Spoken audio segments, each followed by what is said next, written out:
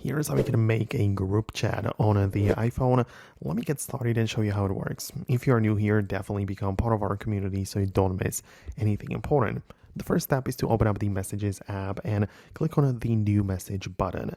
And normally you choose a recipient right there and you text that person. But in order to create a group chat, you basically need to add more people in here.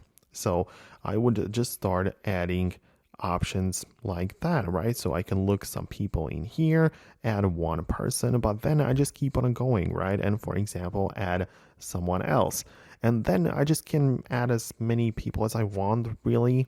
But I have to pay attention to another thing, right? You can see that all of the people in here are in the blue text color, which indicates that those people are using iMessage. So I am in fact creating a group chat on the Apple's messaging platform, which is the ideal case if you want to make it work the best, right? Because if you are sending messages between Apple users, then it's all fine. You can create groups, no problem.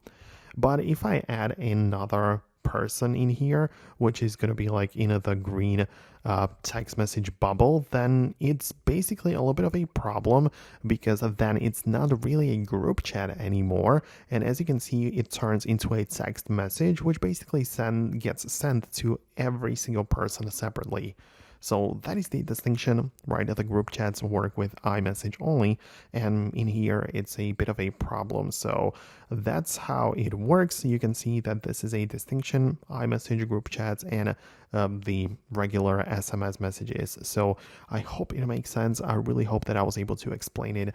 Thanks a lot for watching. Definitely let me know what you think about it below in the comments. But for now, that's it, and I'll see you later.